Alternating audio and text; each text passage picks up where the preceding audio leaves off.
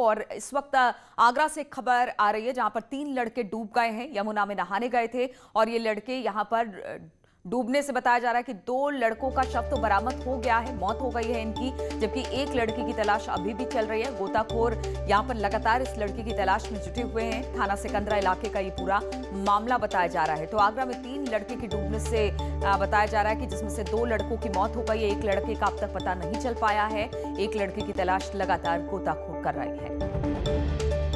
तस्वीरें हम आपको दिखा रहे हैं किस तरह से ये लोग नहाने गए थे। वहां पर बताया जा रहा है 3 लड़के थे जिसमें से 2 लड़कों की डूबने से मौत हो गई है, उनके शव को नदी से निकाल लिया गया है, जबकि एक लड़की की तलाश अब भी चल रही है। बातचीत करने के लिए आरिफ हमारे साथ जुड़ गए हैं। आरिफ, कहाँ के हैं ये तीनों लड़के और क्या उम्र है इनकी? देखिए नीलू, जिस जगह पर ये घटना हुई है वहीं पास के गांव है और ये तीनों दोस्त हैं। सुबह के वक्त ये तीनों यमुना में नहाने गए थे और तीनों डूब गए। जब आसपास के लोगों को पता चला तो 2 लोगों के शव तो निकाल लिए गए हैं, जबकि तीसरा जो लड़का है उसकी तलाश की जा रही है। देखिए पीएसी के गोताखोर हैं, उनको बुला लिया गया है, उसकी तलाश कर रहे हैं। तीनों जो लड़के हैं उनकी उम्र तकरीबन 17-18 साल है, यानी कि कह सकते हैं एकदम किशोर है और अचानक ये नहाने गए और उनकी मौत हो गई है। हालांकि अभी तीसरे की तलाश नीलू की जा रही है। जी चलिए आरिफ, बहुत बहुत शुक्रिया आपका जानकारी देने के लिए। तो 3 दोस्त थे, नहाने गए थे, लेकिन इस दौरान 2 की डूबने से मौत हो गई है और एक का अब तक कुछ पता नहीं चल पा रहा है। गोताखोर उसकी तलाश में जुटे हैं। बढ़ते हैं शाहजहांपुर की ओर, आगे बढ़ते हैं। खबर है यहाँ पर 3 लड़के डूबे हैं नदी में।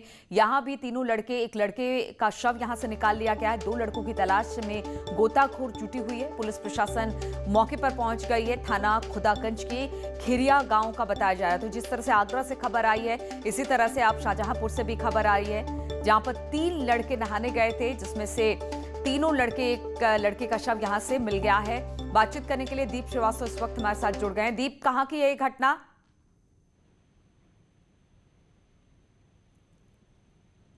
दीप, आवाज आ रही है?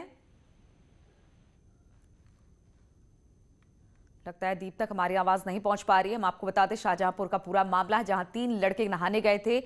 तीनों लड़के बताए जा रहे हैं, इसमें से एक लड़के का शव मिल गया है। 2 लड़कों की तलाश में गोताखोर इस वक्त जुटी हुई है। पुलिस प्रशासन मौके पर पहुंच चुका है। थाना खुदागंज के खिरिया गांव का घटना बताया जा रहा है।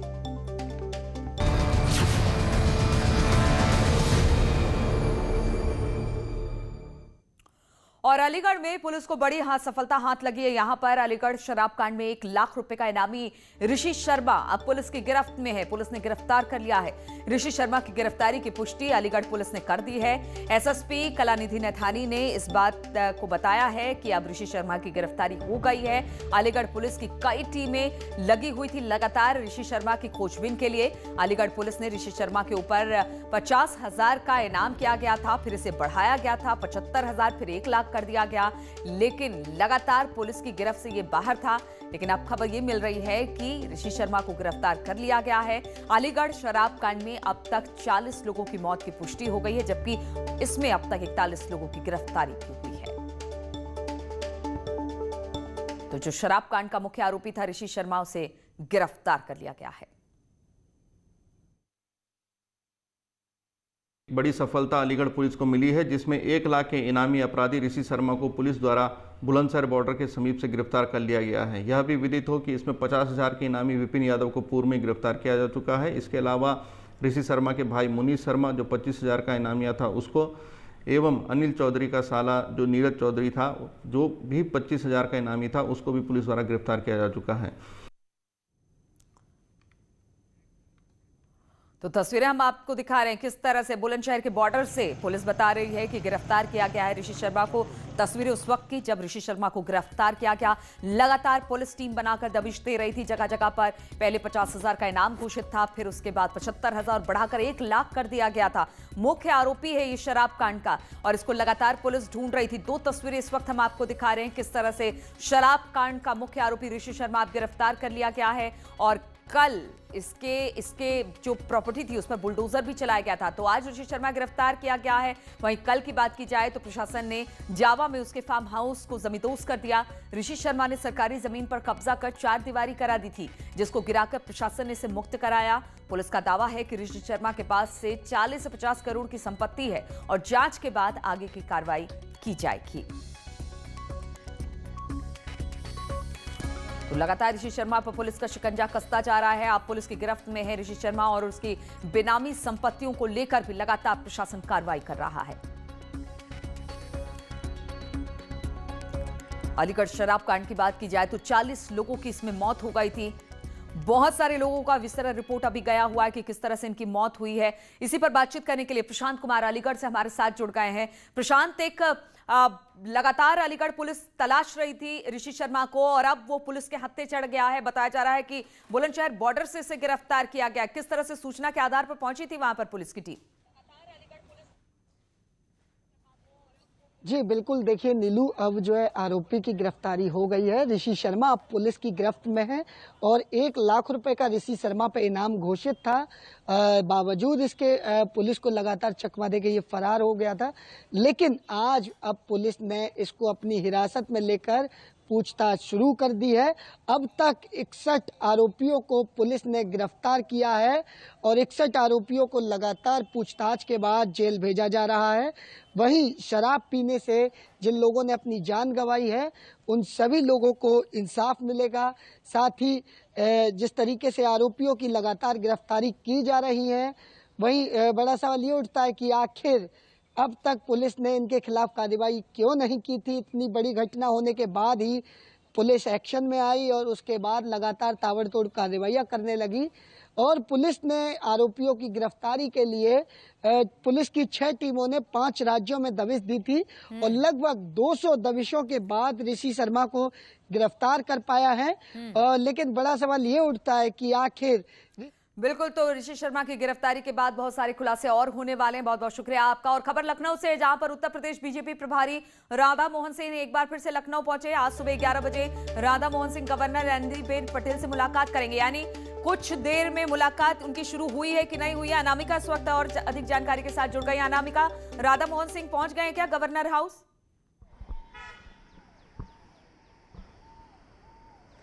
देखिए, अभी पहुंचे तो नहीं है, लेकिन उनके आने के पहले की जो सरगर्मियां हैं कम से कम वो जरूर दिखाई दे रही, क्योंकि देखिए राजभवन के ठीक सामने मैं मौजूद हूं और यहाँ पर अभी सन्नाटा पसरा हुआ है। हालांकि जो सिक्योरिटी गार्ड्स है वो यहाँ पे अलर्ट मोड पे है, क्योंकि जैसे उनको इन्फॉर्मेशन मिलेगी अंदर से कि यहाँ पर उन्हें खड़े रहना है, अलर्ट मोड पे रहना है, वैसे ये गेट खुल जाएगा। इसके बाद गाड़ियों का जो काफिला होगा वो अंदर जाएगा। लेकिन फिलहाल अभी उसके पहले जो है यहाँ पर आपको बहुत सारे पत्रकार दिखाई दे रहे होंगे और सभी के जहन में ये सवाल चल रहा है कि क्या वाकई में आज का दिन उत्तर प्रदेश की सियासत के लिए निर्णायक भूमिका निभा सकता है, क्योंकि यही राजभवन है जो उत्तर प्रदेश के आगे के भविष्य को तय करने में महत्वपूर्ण भूमिका निभाएगा। और आज यहीं पर मुलाकात होनी उत्तर प्रदेश प्रभारी राधा मोहन सिंह की राज्यपाल महोदया से। और इस बीच लगातार जो चर्चाएं हैं, अटकलें हैं मंत्रिमंडल विस्तार को लेके, उसमें भी आज की ये मुलाकात बेहद महत्वपूर्ण है। हालांकि ये कहा गया पार्टी की ओर से कि शिष्टाचार मुलाकात है, राधा मोहन सिंह की अब तक राज्यपाल से चूंकि मुलाकात नहीं हुई है इसलिए वो मुलाकात कर रहे हैं। लेकिन राधा मोहन सिंह को यूपी का प्रभार मिले भी काफी वक्त हो चुका है, राज्यपाल आनंदीबेन पटेल को भी यहाँ का प्रभार मिले काफी वक्त हो चुका है, लेकिन अब तक कोई मुलाकात ना होना और सियासी अटकलों के बीच में इस मुलाकात का तय होना, समय लेकर के प्रॉपर तरीके से आना, क्योंकि कल देर शाम को ही राधा मोहन सिंह उत्तर प्रदेश आए हैं, लखनऊ आए हैं और अभी भी वो पार्टी कार्यालय पर कुछ देर पहले तक मुलाकात कर रहे थे लोगों से जो उनसे मिलने के लिए पहुंचे हुए थे। और चूंकि अब राजभवन आने का समय हो गया है तो सभी की निगाहें इस बात पर टिकी हुई हैं कि आज राजभवन में जो उनकी मुलाकात होने वाली है, बातचीत होने वाली है, उसके बाद किस तरीके की तस्वीरें दिखाई देंगी। क्योंकि सिर्फ राधा मोहन सिंह आज राजभवन में ही मुलाकात नहीं करेंगे, इसके बाद 3 बजे उनकी विधानसभा अध्यक्ष हृदय नारायण दीक्षित से भी मुलाकात होने वाली है। हृदय नारायण दीक्षित विधानसभा अध्यक्ष होने के साथ साथ पार्टी के उन पुराने नेताओं में से एक है जिन्होंने उस दौर में भी पार्टी के लिए झंडा बुलंद किया है जब बीजेपी उत्तर प्रदेश में बहुत अच्छा प्रदर्शन नहीं कर रही थी, उत्तर प्रदेश में समाजवादी पार्टी या बसपा की सरकारें थी। तो इन दिग्गज नेताओं के मेल मुलाकातों का जो निचोड़ होगा कम से कम वो पता चलेगा। भले ही इसे एक औपचारिक मुलाकात या कटसी मुलाकात कही जा रही हो या फिर पीछे भी हमने देखा कि जब मीटिंगों का दौर लखनऊ में चल रहा था तो यही कहा जा रहा था कि ये एक रूटीन बैठक है, मिलते रहते हैं जो महासचिव हैं या जो प्रभारी हैं वो बाकी नेताओं से, लेकिन कहीं ना कहीं यही बैठ के यही मुलाकातें बहुत सारे सवाल खड़े कर रही है जिसको लेकर चर्चा हो रही है।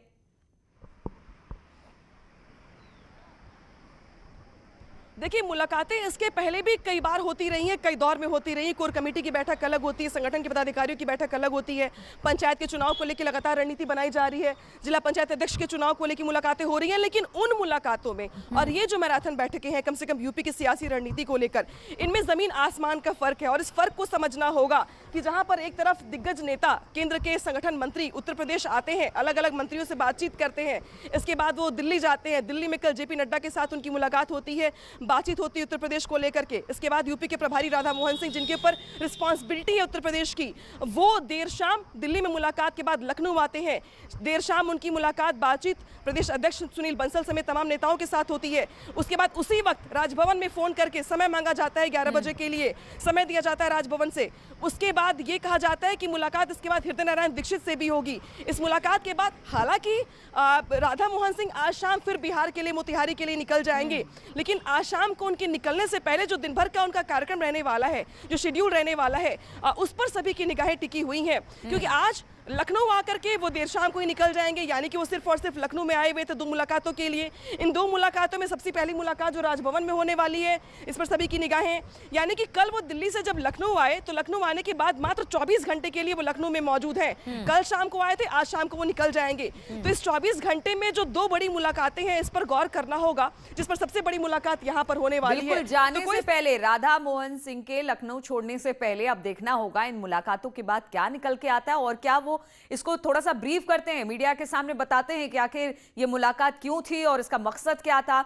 आप लगातार आपसे अपडेट लेते रहेंगे अनामिका, और जैसे राधा मोहन सिंह वहां पर पहुंचने एक बार फिर से आपके पास आएंगे। फिलहाल बहुत बहुत शुक्रिया आपका हमारे साथ जुड़ने के लिए।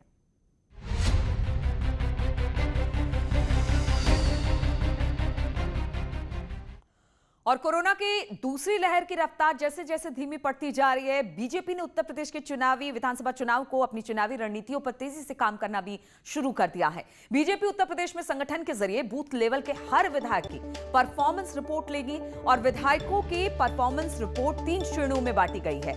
परफॉर्मेंस रिपोर्ट जिसमें विधायकों के प्रदर्शन को 3 श्रेणियों में बांटा गया है, एक्सीलेंट, गुड और एवरेज, इसमें रखा जाएगा। और इस परफॉर्मेंस रिपोर्ट के बाद पार्टी की ओर से निजी एजेंसियों से भी विधायकों के बारे में जानकारी हासिल की जाएगी। तो परफॉर्मेंस रिपोर्ट तैयार किया जाएगा, क्योंकि अगर जनता के बीच में जाना है तो आपका परफॉर्मेंस अच्छा होना चाहिए और इसी के आधार पर टिकट मिलेगा। इसीलिए बहुत जरूरी है कि उत्तर प्रदेश चुनाव से पहले ये रिपोर्ट कार्ड तैयार किया जाए। हालांकि ये हर पार्टी करती है, लेकिन चूंकि विधानसभा चुनाव होने हैं इसीलिए और ज्यादा इसके मायने बढ़ जाते हैं।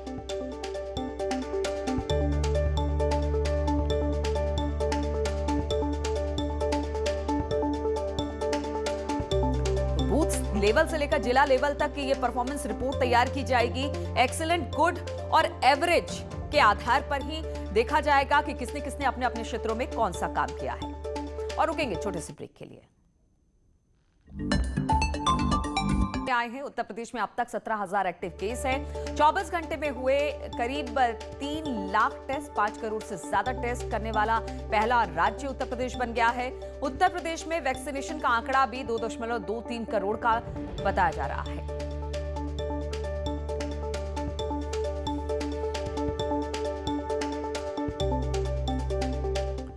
और तीसरी लहर के पहले उत्तर प्रदेश में ज्यादा से ज्यादा लोगों को टीका लगाने का लक्ष्य है, लेकिन इसमें मेरठ जिला पिछड़ता चला जा रहा है। इसका मुख्य कारण है कि दिल्ली के लोग धड़ाधड़ ऑनलाइन स्टॉल बुक करके मेरठ में टीकाकरण करवा रहे हैं और मेरठवासी मुंह ताकते रह जा रहे हैं।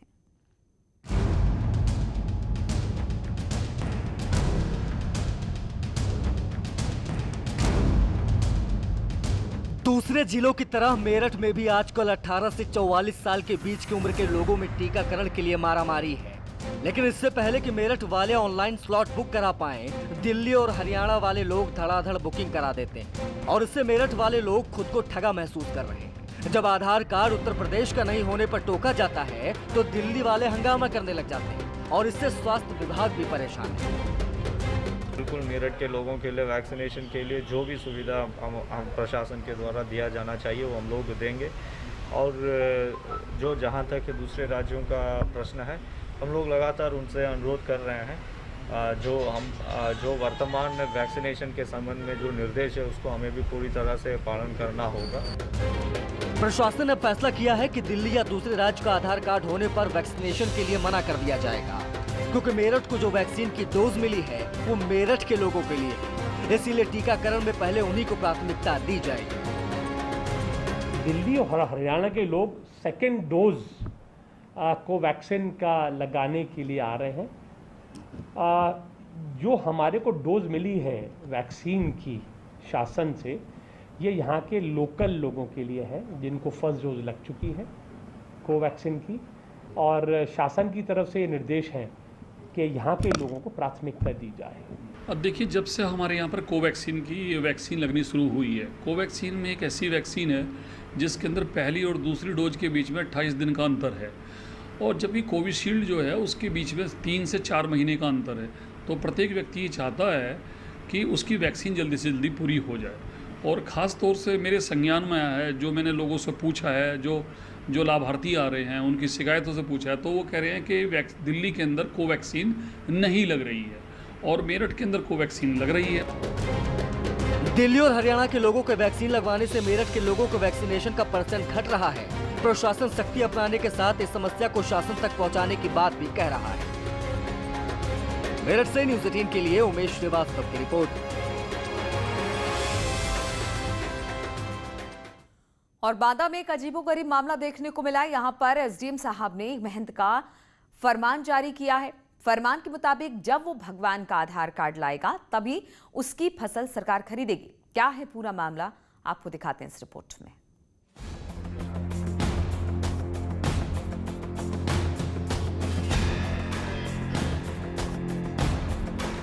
तस्वीरों में दिखाई दे रहे ये महंत एक अजीबोगरीब स्थिति में फंस गए हैं, और यकीन करिए इस मुसीबत से इनको भगवान ही निकाल सकता है। दरअसल ये मामला बड़ा पेचीदा है। चलिए पहले पूरे मामले की समरी जान लीजिए, फिर पूरा माजरा आपको सिलसिलेवार ढंग से समझाएंगे। दरअसल बांदा में एक अधिकारी ने अजीब फरमान सुनाया है। फरमान के मुताबिक मठ मंदिर की जमीनों में हुई फसलों को बेचने के लिए अगर कोई मंडी में आएगा तो उसे भगवान का आधार कार्ड साथ लाना होगा। जी हाँ, बिल्कुल ठीक सुना आपने। और जो भी इस फरमान के बारे में सुन रहा है उसका सिर चकरा रहा है, और हो भी क्यों ना भला। अब आप ही बताइए, भगवान का भी आधार कार्ड होता है क्या? आखिरकार भगवान का आधार कैसे बनेगा? फिंगरप्रिंट कैसे लिए जाएंगे? आई कांटेक्ट कैसे लिया जाएगा? क्योंकि आधार बनवाने के लिए तो इन सब चीजों की जरूरत होती है। लोगों से, पुजारी महंतों से, मंडी के अधिकारी और जिला प्रशासन के अधिकारी भगवान का आधार मांग रहे हैं। ये बात हम नहीं कह रहे, बल्कि ये बात मंदिर के पुजारियों का दावा है कि अधिकारी उनसे भगवान का आधार मांग रहे हैं। इसकी खबर जब हमें मिली तो हमारे संवाददाता ने फरमान जारी करने वाले एसडीएम साहब को फोन लगाया, और एसडीएम साहब से जब फरमान के बारे में पूछा गया तो उन्होंने इसे बिल्कुल सही बताया। एसडीएम अतर्रा सौरभ मिश्रा ने कहा कि फरमान बिल्कुल सही है और यही लागू रहेगा। पूरा मामला अतर्रा तहसील के खुरहट गाँव का है। जानकारी तो ये भी आ रही है कि ये नियम पूरे चित्रकूट मंडल के मठ मंदिरों पर लागू है। दरअसल यहाँ मठ मंदिर में रहने वाले साधु संतों को मंदिर की देखरेख करने के एवज में गांव के कुछ लोगों ने कुछ जमीनें दान स्वरूप मंदिर में विराजमान भगवान के नाम कर दी, और मंदिर परिसर का संरक्षक वहाँ के महंत को बना दिया ताकि वो परिसर में खेती करके उस अनाज से अपना जीवन यापन भी करें और मंदिर की देखरेख। लेकिन अब जब महंत पैदा हुए अनाज को बेचने के लिए मंडी पहुंच रहे हैं तो एसडीएम साहब कह रहे हैं कि जाइए पहले भगवान का आधार कार्ड लेकर आइए। लेकिन अभी गेहूं के लिए जब मैंने ऑनलाइन किया तो सत्यापन नष्ट कर दिया गया। चूंकि एसडीएम साहब से मैंने फ़ोन पे बात किया तो कहे वो आधार तो आपका लगा होगा। उसने हमने कि जी मैं संरक्षक हूँ तो आधार तो हमारा ही लगेगा। नहीं बोले उसमें ठाकुर जी का आधार होना चाहिए। तो अब मैं ये नहीं समझ पा रहा हूँ कि ठाकुर जी का आधार आज तक कहीं भी नहीं बनाया गया। मैं ठाकुर जी का आधार कहाँ से दूँ? क्योंकि संरक्षक को वो अधिकार है, क्योंकि हमारे यहाँ जितने भी देवी देवता हैं वो सब नाबालिग हैं, नाबालिग का कार्य सारा संरक्षक ही करता है। तो ये स्थिति है। मान लीजिए कहीं से भगवान का आधार कार्ड आ भी जाए तो फिर उसके बाद एसडीएम साहब भगवान का पासबुक मांगेंगे, और अगर पासबुक भी ले आए तो कहेंगे भगवान का साइन करा के लाइए। अब बताइए फरमान को आप क्या कहेंगे? खराम किसान तो तमाम जद्दोजहद और कई दिन इंतजार के बाद बामुश्किल अपनी फसल यहाँ बेच पाते हैं, लेकिन धार्मिक स्थलों के नाम दर्ज भूमि में हुई फसल सरकारी शर्तों में अब फंस चुकी है। गेहूं बेचने के लिए पहले रजिस्ट्रेशन कराना होता है। यह रजिस्ट्रेशन उसी के नाम होता है जिसके नाम जमीन है। मंदिर या अन्य धार्मिक स्थलों की भूमि संबंधित धार्मिक स्थल के नाम ही अभिलेखों में दर्ज है और खरीद में अब यही पेंच फंसा हुआ है। बांदा से न्यूज़ 18 के लिए अंकित त्रिपाठी की रिपोर्ट।